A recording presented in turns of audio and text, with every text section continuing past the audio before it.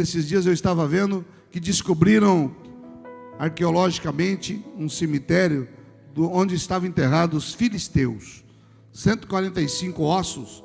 É um povo que habitou na terra de Israel, a época que o povo chegou, e eram conhecidos como os grandes inimigos de Deus. Os filisteus eram um povo que afrontava, confrontava e tinha sempre uma grande briga com o povo de Deus. Um desses filisteus era um homem chamado Golias. Todos aqui, quase todos já ouviram a história de Davi e Golias, o pequeno Davi enfrentando o grande gigante Golias.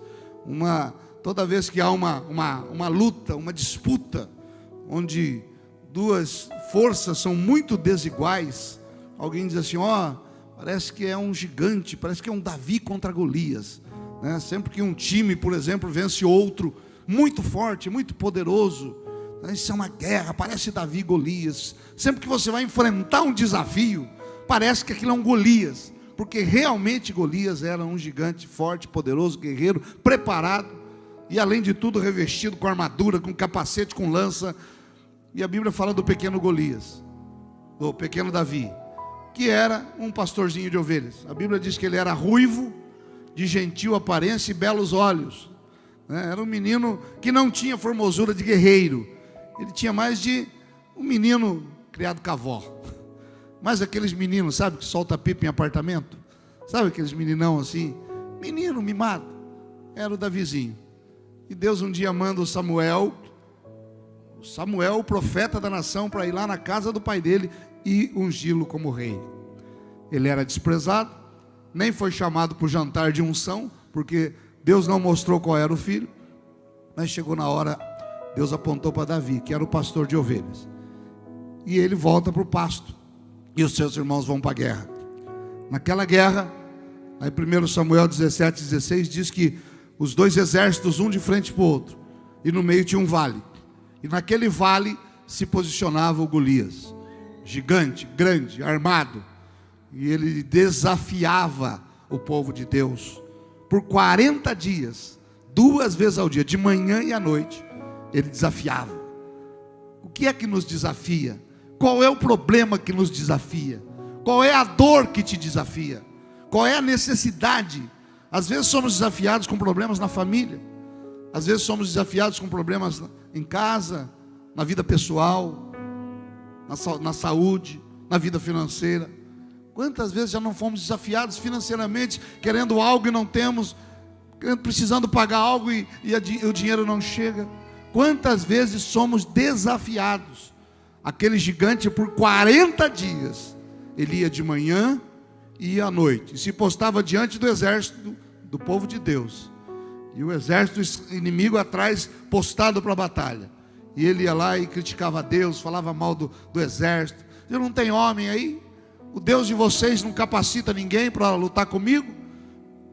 Vamos poupar o exército não precisa lutar, porque tem muitas mortes. Manda um soldado, e se ele me vencer, o nosso povo vai servi-lo, mas se eu vencer, vocês serão nossos escravos. E todos estavam amedrontados. Quem era o homem que ia enfrentar aquele gigante? Como é que eu enfrento um gigante desse tamanho, pastor? Como é que eu enfrento o gigante da perda? Como é que eu enfrento o gigante do abandono? Como é que eu enfrento o gigante de um casamento fracassado? Como é que eu enfrento um gigante de um ministério que não está dando certo? Como é que eu enfrento um gigante do emprego que eu perdi? Como é que eu enfrento o gigante que sou eu mesmo? Às vezes o problema não é com os outros, o problema é a gente. Nós somos o problema. Você não consegue nem explicar qual é o problema que você está passando. É um gigante que está te afrontando. Eu preciso de alguém muito forte para orar por mim. Eu preciso de alguém muito grande para orar por mim. Deus manda um menino de 1,70 m, ruivo, cabelinho cacheado. Os irmãos dele estão lá na guerra, e o pai diz assim, vai levar para os teus irmãos comida, e leva para o comandante deles, para o chefe deles também, leva esses queijos aqui, leva pão. Se fôssemos comparar com os dias de hoje, Davi trabalhava no iFood, né? Leva lá para eles, que eles estão precisando de uma comidinha.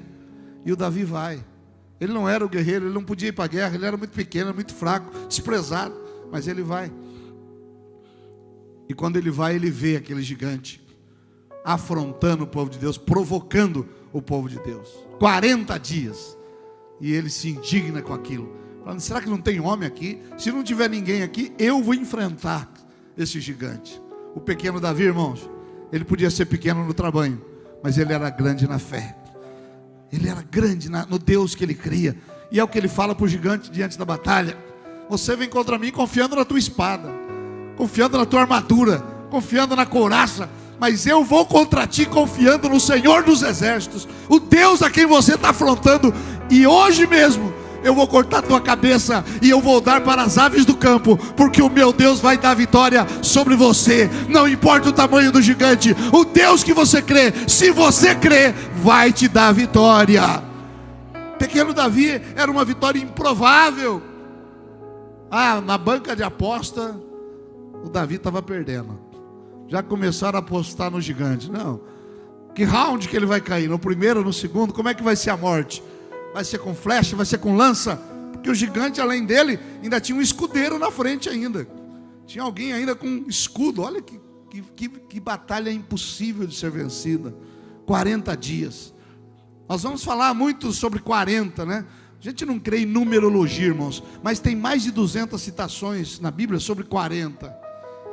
Uma delas foi Jesus, que por 40 dias ficou no deserto antes de começar o ministério.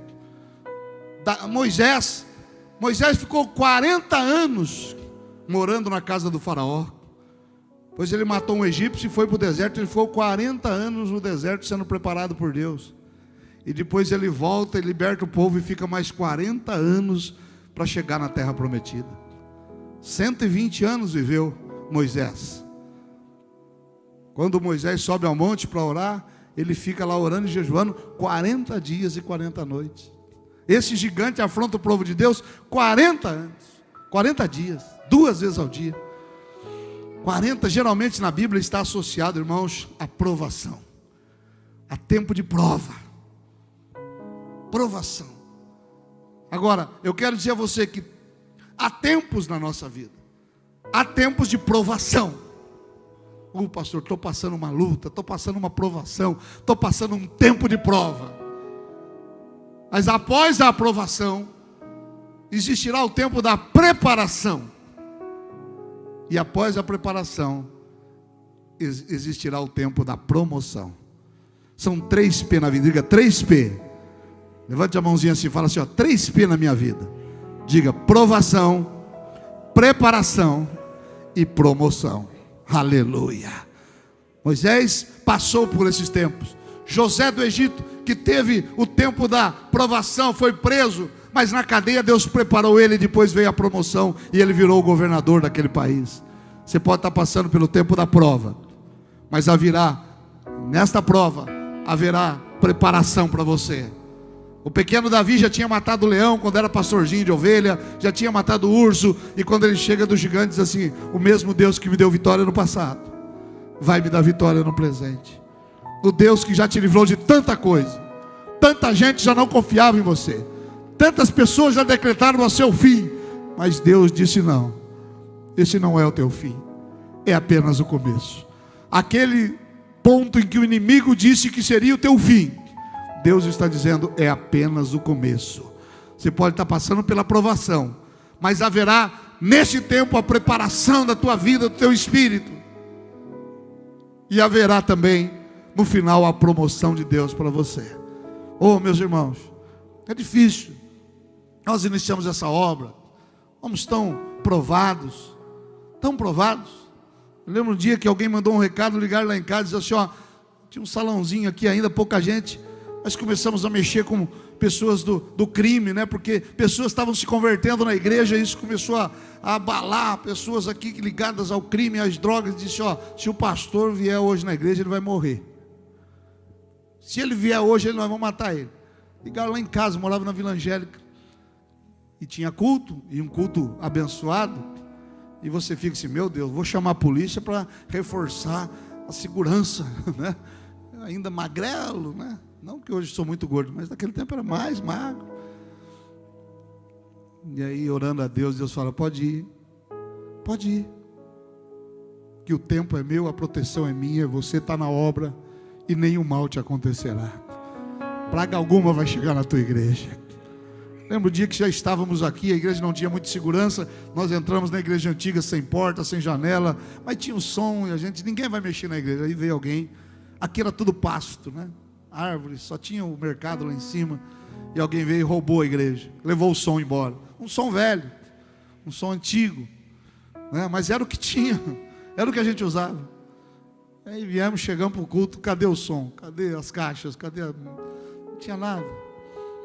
A igreja não tinha muita segurança, muita proteção, e nós ficamos sem som nenhum.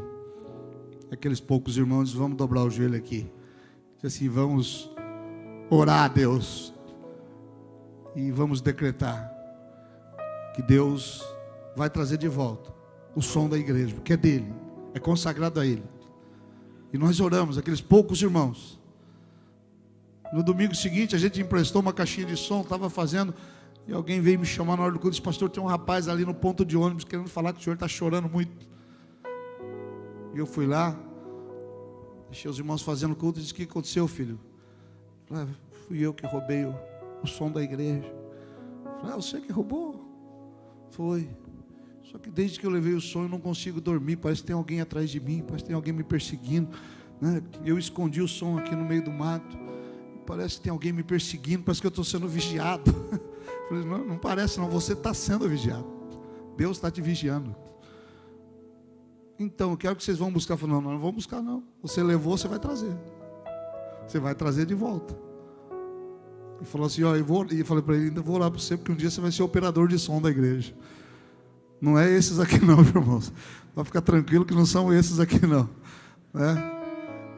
Aliás, nem lembro mais a fisionomia dele. Sei que no outro dia ele trouxe todo o som de volta e a igreja continuou. Depois passou um tempo, eu falei: irmãos, esse som está muito velho, vamos vender e vamos comprar um novo. E aí os irmãos já se animaram e a gente comprou um som novo, porque a casa de Deus merece o melhor. Ao tempo da aprovação, ao tempo da preparação e ao tempo da promoção. O pequeno Davi, ele chega lá e diz: viu, vocês não vão fazer nada com esse gigante? O que o rei vai dar para quem matar esse gigante aí? Qual é o brinde, qual é o prêmio para quem matar esse gigante? Ele falou, ó, lá em 1 Samuel 17, 25, a parte B: o homem que ferir, o rei o enriquecerá de grandes riquezas. Quando você enfrenta o desafio, irmãos, o rei te dá grandes riquezas. E não só riquezas materiais, não é só dinheiro. Estou falando de grandes riquezas na tua vida, na tua família, na tua saúde. E o rei aqui simbolizava Saul, mas o rei que nós cremos é o rei Jesus na nossa vida. Lhe dará sua filha em casamento. Devia ser bonita, né? Porque para enfrentar um gigante daquele, Davizinho, opa, vai dar filha para casar? Gigante, filha. Vale a pena. Vou enfrentar o gigante, devia ser bonito. E também vai dar isenção de imposto para a família durante toda a vida. O rei dá riqueza, o rei entrega a filha para casamento, e o rei isenta a família pelo resto da vida dos impostos. O Davizinho, que já estava embalado pela fé, se é comigo mesmo, prepara o casamento, prepara a riqueza, porque eu estou chegando, aleluia. Quando chega alguém, irmãos, motivado, quando chega alguém debaixo da unção de Deus, debaixo da bênção de Deus, onde você estiver, no seu trabalho, na sua casa, na igreja, seja uma pessoa motivada. Não tem nada pior do que aqui, né? Vamos, não sei, parece que vai chover, hoje não vai dar, vamos fazer semana que vem. Irmãos, a Bíblia diz que quem olha para o tempo não semeia. Esse tempo é de tanta dor, esse tempo é de tanta angústia. Eu tenho 2 irmãs que começaram a fazer faculdade, irmãos, e vão se formar no final do ano agora. Deve estar até nos assistindo agora, porque ela não perde o culto da gente aqui de manhã, o culto lá na Vila Helena é à noite. Ela vai se formar agora, aos 62 anos. Já falou: prepara a roupa, porque no final do ano é a minha formatura, e eu quero uma festa. E a outra também, a Miriam, né, que ainda não tinha completado uma faculdade, já tinha iniciado e parado, também está fazendo junto. Teremos 2 pedagogas lá em casa. e cheio de planos, cheio de sucesso, porque eu vou fazer, porque agora eu vou abrir uma escola, porque eu quero dar aula, porque eu quero, né? Essa semana recebi de um irmão testemunho aqui: pastor, eu estou abrindo agora um centro de treinamento para quem cuida de animais, pet, né? Lidiane, seu esposo. São coisas, irmãos, que no meio de um tempo como esse, alguém me diz: não vou fazer isso, vou ficar em casa, não vai dar certo. Davi podia ter ficado em casa. O que o pai pediu? Ele era rei ungido, mas não estava no trono. O pai pediu para levar o quê? Pão. Tem gente, quando pede coisa pequena para ele despreza. Nossa, minha capacidade é maior do que isso. Minha capacidade é para pregar. O pastor pediu para eu ficar lá na porta medindo temperatura. Minha capacidade é para tocar. O pastor pediu para eu sanitizar aqui, jogar. Depois que acaba o culto, a gente sanitiza todo o ambiente. Acho que o pastor não está vendo, não está reconhecendo o meu potencial. Davi, o pai dele pediu para levar pão e queijo. Ele foi um entregador. Mas aquela ordem que ele obedeceu mudou a vida dele. Eu estou pregando aqui de Davi, porque ele obedeceu uma pequena ordem. Sucesso nas pequenas coisas. A Bíblia diz: se você for fiel, obediente nas pequenas coisas, Deus vai te colocar sobre grandes coisas. Coisas pequenas, gentilezas pequenas. A gente aconselha muito casal aqui: o que destrói o casamento não são as grandes coisas, são as coisas pequenas. É a falta de uma gentileza, de um bom dia, de um beijo, de um eu te amo, de um respeito. É a falta de um elogio, quando alguém faz um gesto pequeno para o outro e aquilo vai se acumulando. Quando chega uma hora que uma pequena coisa transborda o copo. Nossa, só por isso? Não é só por isso. São coisas que vêm se acumulando. E assim é a nossa vida com Deus. Assim é a casa que nós estamos pregando toda terça-feira. O portão quebrou a fechadura, você amarra com arame. Agora a dobradiça está fora. Não, põe outro araminho lá. O portão não abre mais, a gente levanta ele e arrasta. Aquela fechadura que não funciona. É a porta que está rangendo e pegando embaixo quando você puxa. É o sofá que quebrou o pé e você colocou um pedaço de tijolo embaixo. É aquele controle remoto. Mas eu sei, se ele der umas pancadas nele, ele funciona. Não deu risada aí, né? Também bate no controle remoto lá em casa. É só trocar pilha, irmão. Não precisa bater no controle remoto. Tadinho, não fez nada. São coisas pequenas. E a gente vai deixando aquela torneira que está pingando lá, aquele copo que está quebrado a borda, né? Você pode ser fiel nas coisas pequenas. Davi recebeu uma pequena missão: vai levar pão para os seus irmãos. Mas aquilo mudou a vida dele. Ele viveu a provação, a preparação e a promoção. 40 dias é tempo de promoção. E Davi foi o maior rei de Israel, o maior rei que já existiu. Deus deu para Abraão lá a terra prometida, mas quem conquistou foi Davi.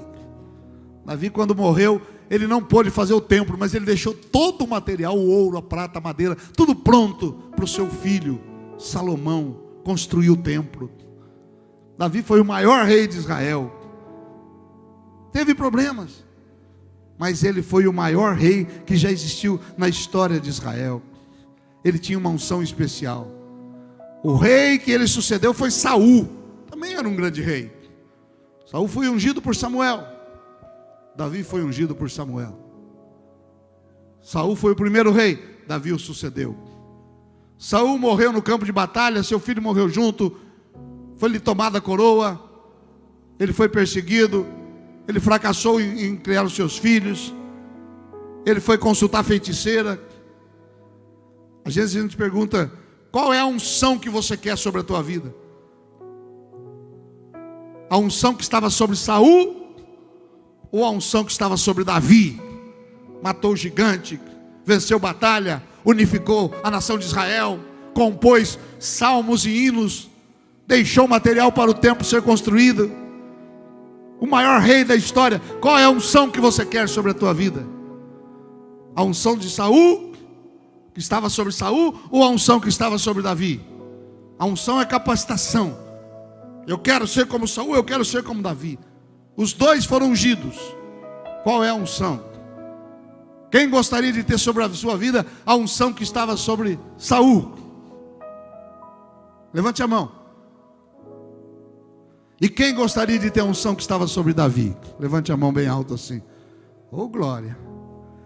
Preste atenção. A mesma unção que estava sobre Davi estava sobre Saul. O mesmo homem, Samuel, que ungiu Davi, ungiu Saul. O mesmo azeite, os profetas andavam com chifre de boi e com azeite. O mesmo chifre que ungiu Saul, ungiu Davi. A diferença, irmãos, está no que você faz com a unção que Deus te deu. Saul desprezou, Davi honrou. Saul não valorizou, Davi valorizou. Ah, mas o pastor ora por um é curado, o outro não é curado. Ora por um ele fica firme, ora por outro vai embora. Depende da unção que você valoriza. A unção que você respeita é a unção que vai te dominar. Se você está debaixo da unção de Deus nesta manhã, é esta unção que vai te abençoar. Se você crê no poder de Deus sobre a tua vida, por mais difícil sejam os dias e a luta que você esteja vivendo, a bênção de Deus vai dominar e estar sobre a tua vida. Os dias difíceis vão passar. Não há dor que sempre dure, como não há alegria que sempre dure. São momentos passageiros, mas a paz permanece em nosso coração. O dia pode ser mau, mas Deus é bom. O dia pode ser difícil, mas a bondade do Senhor e a sua graça estende-se de geração em geração. E Ele está aqui nesta manhã. Davi venceu, ele foi provado, ele foi preparado e ele foi promovido como rei de Israel. Você pode estar em qualquer dessas fases, mas haverá um tempo de promoção na tua vida. Haverá um tempo de promoção e preparação para você. Nós cantamos uma canção domingo passado, acho que foi o pastor Anderson que cantou, que fala sobre milagre. Que fala que eu sou milagre e estou aqui. Você lembra, pastor Alexandre? Se der a letra eu canto, irmãos. Eu sou assim. Eu canto. Quando a gente veio para cá não tinha quem cantasse e tocasse, né? Essa semana foi uma semana muito corrida. Segunda-feira estava Araçatuba, terça Birigui, quarta-feira São José do Rio Preto, à tarde passei em Ibirá, à noite Novo Horizonte, pousamos em Franca, fui visitar uma pastora nossa, depois em Ribeirão Preto, depois voltei, né? Estivemos junto com o presidente Bolsonaro, depois fomos no Parque Tecnológico com o Dr. Roberto Freitas, que premiou os estudantes, daí fui para Bauru, sexta-noite, chegamos ontem aqui, passei com a família. Aí chegamos num dos cultos que a gente estava lá, o pastor pregou e eu estava atrás, o pastor Toninho, nosso presidente, né? E ele queria cantar um hino, e nenhum pastor sabia cantar o hino ali. Passei a mão no microfone e falei, daqui, deixa que eu canto. Está comigo? Aí um pastor, amigo meu lá, que estava lá no meio, olhou, depois comentou, acho que com o Carlos César, falou, rapaz, o homem é completo, bonito, rico, inteligente e ainda canta. E ainda canta. Aí veio um outro pastor em Araçatuba, também me comentou, falou, pastor Jefferson, meu pai, o senhor fez um gesto com meu pai há 20 anos atrás e ele não me esquece. Eu falei, mesmo, o que eu fiz? Eu ajudei ele a construir uma igreja, ajudei financeiramente, né? O que eu fiz? Eu falei, não, vocês estavam jogando bola aqui, o senhor pegou a garrafinha de água dele assim, e o senhor tomou na garrafinha d'água dele. Eu falei, eu fiz isso? Hoje não dá para fazer mais, né? Eu fiz isso, pastor. Toda vez que ele fala do senhor, ele chora. Eu falei, pastor Jefferson, um homem simples, tomou da água que eu estava tomando. Olha, irmão, às vezes a pessoa vai esquecer um gesto grande. E ele ligou para o pai, colocou no vídeo, pai, estou aqui com o pastor Jefferson. E o pai do outro lado, pastor Jefferson, o senhor lembra que o senhor tomou água na minha garrafa? Eu falei, não lembro. Mas se o senhor está lembrando, tá bom. Gestos pequenos que conquistam. Pequena atitude de Davi, eu vou entregar pão, se tornou o maior rei de Israel. O gigante não é para te derrotar, é para te promover. A luta não é para te derrotar, é para te promover. Diga, esta luta vai me promover, e eu vou sair maior dela, em nome de Jesus.